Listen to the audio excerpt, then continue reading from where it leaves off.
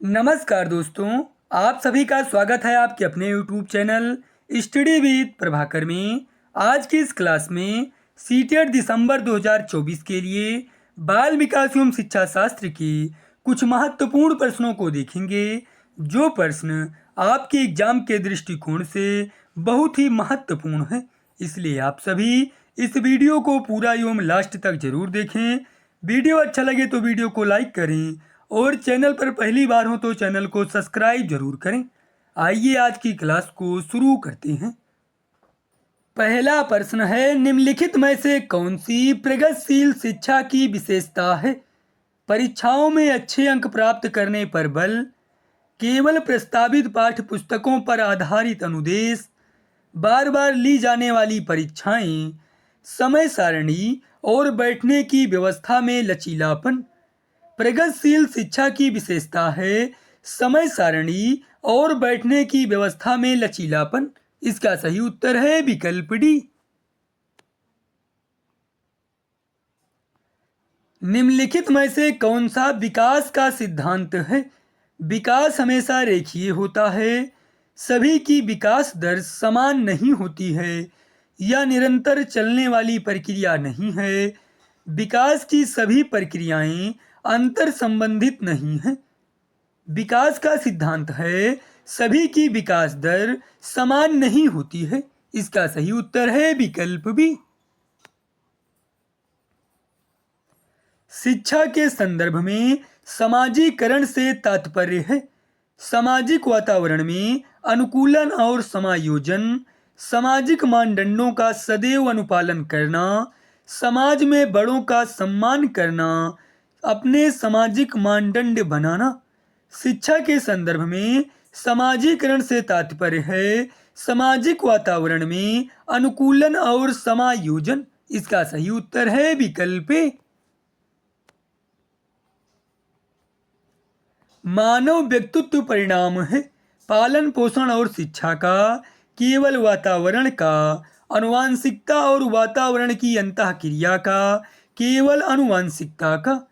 मानव व्यक्तित्व परिणाम है आनुवंशिकता और वातावरण की अंतःक्रिया का। इसका सही उत्तर है विकल्प सी।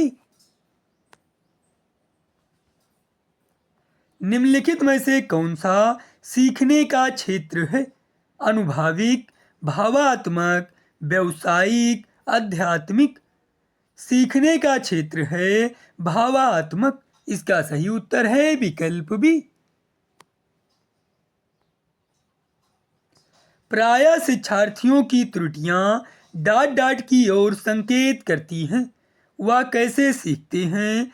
सीखने की अनुपस्थिति, शिक्षार्थियों के सामाजिक आर्थिक स्तर, यांत्रिक अभ्यास की आवश्यकता। प्रायः शिक्षार्थियों की त्रुटियां वह कैसे सीखते हैं की ओर संकेत करती है। इसका सही उत्तर है विकल्प ए।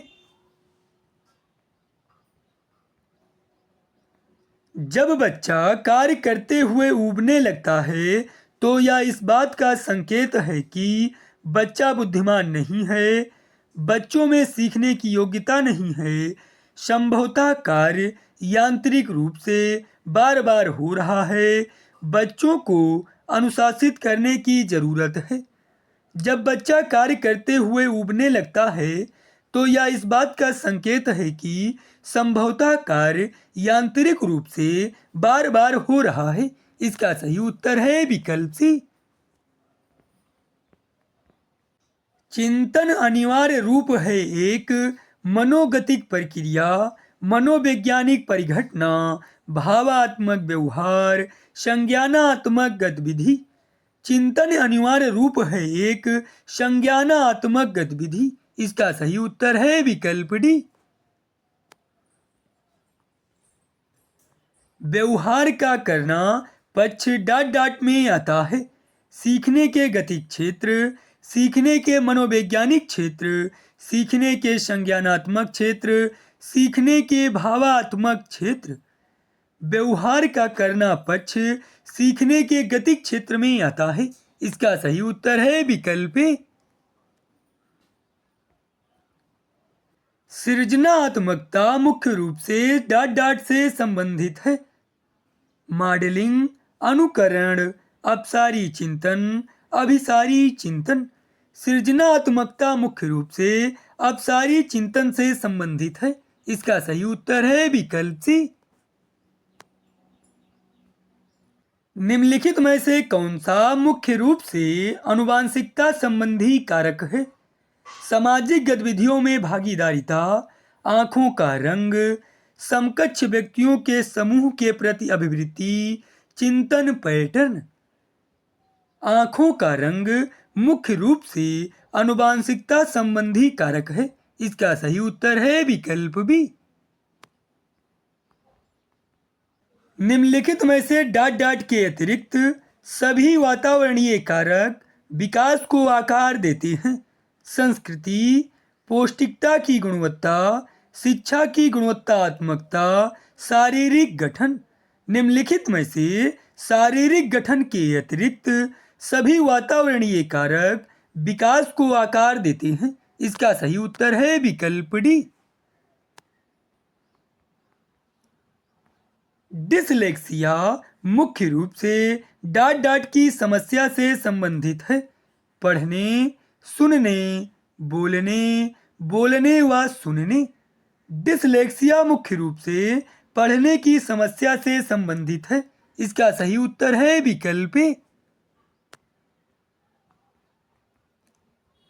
डॉट डॉट को एक अभिप्रेरित शिक्षण का संकेतक माना जाता है।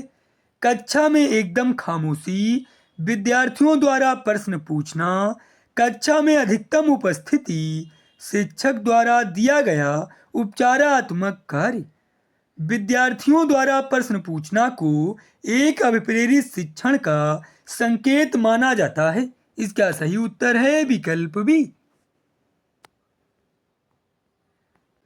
निचली कक्षाओं में शिक्षण की खेल पद्धति मूल रूप से आधारित है।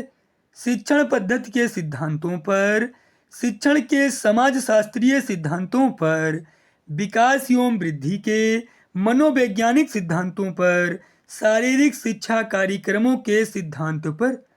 निचली कक्षाओं में शिक्षण की खेल पद्धति मूल रूप से आधारित है विकास एवं वृद्धि के मनोवैज्ञानिक सिद्धांतों पर। इसका सही उत्तर है विकल्प सी। मन का मानचित्रण संबंधित है। साहसिक कार्यों की क्रिया योजना से, मन का चित्र बनाने से, बोध समझ बढ़ाने की तकनीक से, मन की क्रियाशीलता पर अनुसंधान से। मन का मानचित्रण संबंधित है मन की क्रियाशीलता पर अनुसंधान से। इसका सही उत्तर है विकल्प डी। सीखने की प्रक्रिया में अभिप्रेरणा शिक्षार्थियों में सीखने के प्रति रुचि का विकास करती है। शिक्षार्थियों की स्मरण शक्ति को पैना बनाती है। शिक्षार्थियों को एक दिशा में सोचने योग्य बनाती है। पिछले सीखे हुए को नए अधिगम से अलग करती है। सीखने की प्रक्रिया में अभिप्रेरणा शिक्षार्थियों में सीखने के प्रति रुचि का विकास करती है। इसका सही उत्तर है विकल्प ए।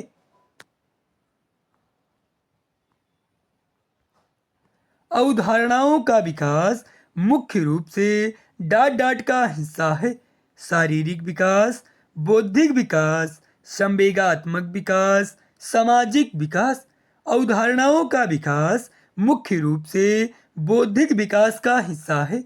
इसका सही उत्तर है विकल्प बी।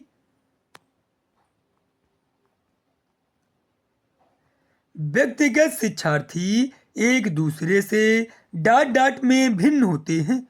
विकास की सामान्य क्षमता, विकास क्रम, बुद्धि एवं विकास के सिद्धांतों, विकास की दर।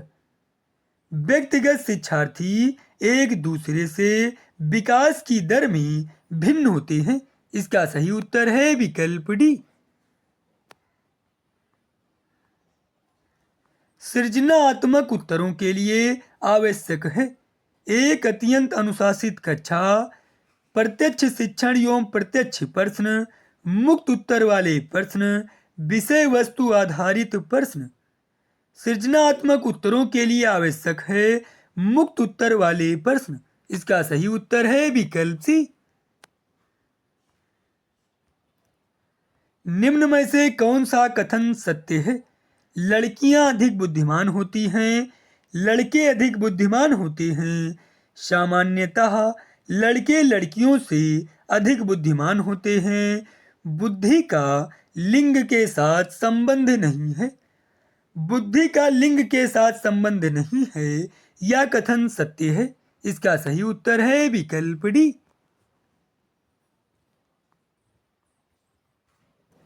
निम्नलिखित में से कौन सा रचनात्मक आकलन के लिए उचित उपकरण नहीं है? सत्र परीक्षा, प्रश्नोत्तरी और खेल, मौखिक प्रश्न, दत्त कार्य। रचनात्मक आकलन के लिए उचित उपकरण नहीं है प्रश्नोत्तरी और खेल। इसका सही उत्तर है विकल्प बी। परामर्श का उद्देश्य है बच्चों की कमियों का कारण पता करना, बच्चों को समझना, बच्चों को समायोजन में सहायता प्रदान करना। उपरोक्त सभी।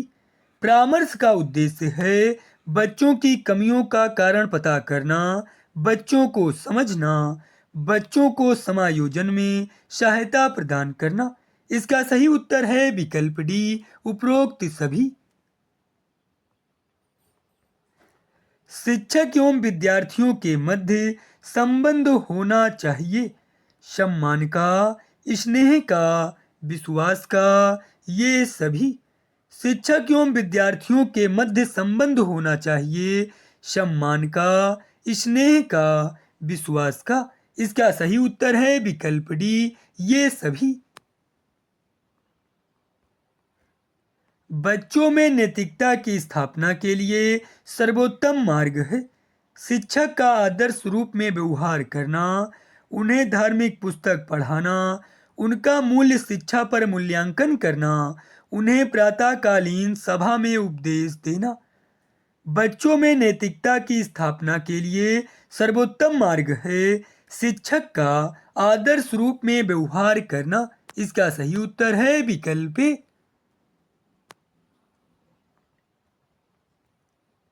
डिसलेक्सिया का संबंध है मानसिक अक्षमता से, पढ़ने की अक्षमता से, लेखन अक्षमता से, शारीरिक अक्षमता से। डिसलेक्सिया का संबंध है पढ़ने की अक्षमता से। इसका सही उत्तर है विकल्प बी। एक अच्छा अध्यापक विद्यार्थियों के मध्य बढ़ावा देता है प्रतिद्वंदिता की भावना को, सहयोग की भावना को, प्रतियोगिता की भावना को, तटस्थता की भावना को। एक अच्छा अध्यापक विद्यार्थियों के मध्य बढ़ावा देता है प्रतियोगिता की भावना को। इसका सही उत्तर है विकल्प सी। बच्चा किस प्रकार सीखता है? प्रश्न पूछकर, पुस्तकें पढ़कर, परिचर्चा द्वारा, कई प्रकार से। बच्चा कई प्रकार से सीखता है। इसका सही उत्तर है विकल्प डी।